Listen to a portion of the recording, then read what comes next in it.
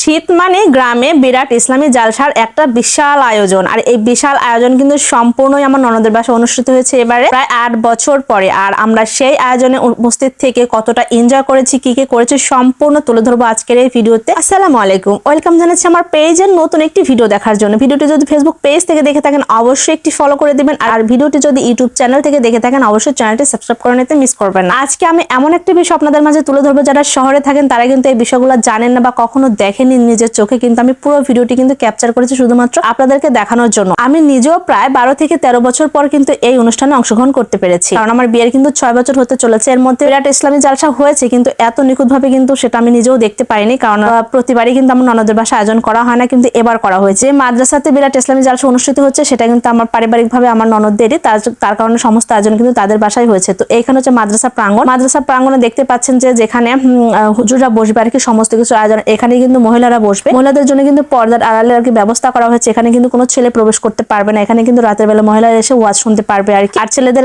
জায়গা তো আপনাদেরকে দেখিয়ে নিলাম। তো দেখা যাচ্ছে যে আমরা কাজের ফাঁকে ফাঁকে একটু দেখতে চলে যাচ্ছি যে আসলে আয়োজনটা কতটুকু হয়েছে। আগের ভিডিও ননদের ছেলে আর কি করে দিয়েছিল, পরের ভিডিওটা আমি নিজে করছি। দেখতে পাচ্ছেন যাচ্ছে আমার ননদ, আমার ছেলে এবং আমি।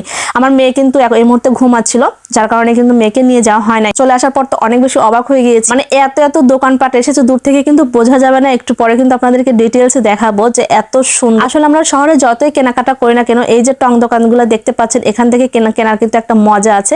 সেই ছোটবেলার ফিলটা কিন্তু পাচ্ছিলাম, খুবই ভালো লাগছিল। যখন ছোটবেলা আমাদের এলাকাতে ওয়াজ হতো তখন কিন্তু এরকম দোকান আসতো, আমরা কিন্তু অনেক কিছু বায়না ধরে ধরে কিনতাম, যেটা পছন্দ হতো সেটা কিনতাম। তখন তো গ্রামের মধ্যে দেখা যাচ্ছে যে আমরা অনেক বেশি ছোট থাকতাম, আমার দেখা যাচ্ছে যে শহরে যাইতে পারতাম না, সেক্ষেত্রে কিন্তু আমরা এভাবে করে কিনতাম। তো আমার ছেলে আজকে অনেক অনেক অনেক কিছু বায়না ধরেছে, ওর ফুপি সবটাই কিনে দিচ্ছে, তবে আমি কিন্তু তাকে কিছুই কিনে দিইনি। যা যা কিনে দিচ্ছে সবার ফুপি কিনে দিচ্ছে। একবার আমার মেয়ের জন্য কিনতেছে, তো একবার আমার ছেলের জন্য কিনতেছে, যে পছন্দসই কি কি পছন্দ করে। তো আমার মেয়ে তো অনেক বেশি ছোট, আর কি নিবে তেমন খেলনাও পছন্দ করে না, তো দেখা যাচ্ছে ওর জন্য চুড়ি নিচ্ছে, তারপরে সাজুগুজুর জিনিস নিচ্ছে আর কি। আমি বললাম যে আচ্ছা ঠিক আছে, আপনার যেটা পছন্দ সেটা নেন, তবে আমার পছন্দসই সে আর কি নিচ্ছে।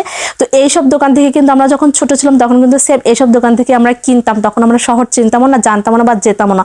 তো এটা কেনার সময় কিন্তু আমার বারবার আমার ছোটবেলার কথা আমি মনে করতেছিলাম, যে আমাদের এলাকাতে যখন এরকম ওয়াজ হতো তখন কিন্তু সেম এরকম জায়গাতে গিয়ে আমরা কিনতাম।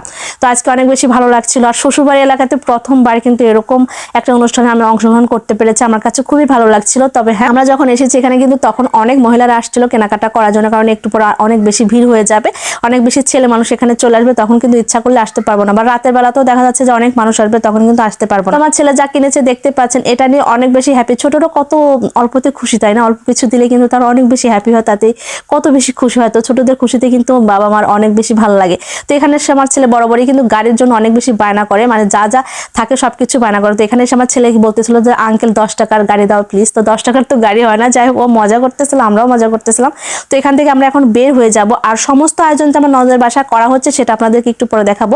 গ্রামের মানুষজন অনেক বেশি সহজ সরল যেমন হয়, তেমন অনেক বেশি মিশুক হয়, জানেন? তারা কিন্তু একটা বিশাল আয়োজন অল্প সময়ের মধ্যে করার জন্য সবাই একজোট হয়, কত সুন্দরভাবে কাজ করে। গ্রামের বিয়ে বাড়ি যেমন অনেক বেশি আনন্দমুখর হয়, তেমন কিন্তু এরকম বিরাট ইসলামী জালসা বা যেটাই বলেন ওয়াজ মাহফিল, সবকিছু অনেক বেশি এনজয় মুখর হয়ে থাকে। সবাই কিন্তু হাতে হাতে কাজ করে না। দেখতে পাচ্ছেন আমার ননদের এখানে উঠানে কিন্তু এরকম ভাবে সবাই রান্নাবান্না করছে। এখানে কিন্তু রান্নাবান্নার সমস্ত কিছু আয়োজন করা হচ্ছে, মোটামুটি সবকিছু এখানেই করা হবে।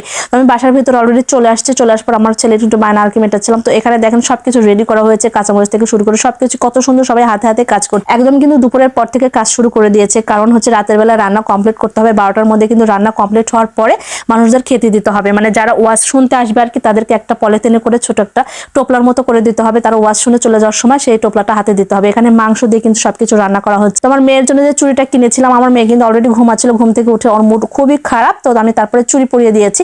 তো এখন একটা একটা করে সে চুড়ি খুলে ফেলতেছে, সে কিন্তু চুড়ি পরবে না, চুড়ি পরতে একদমই পছন্দ করে না। তোর চুড়ি টুড়ি খুলে ওকে ফ্রেশ করে নিয়ে আমরা একটু বাইরে চলে আসছি, ওর বাবার কোলে দিয়েছি। ও অনেক বেশি খুশি।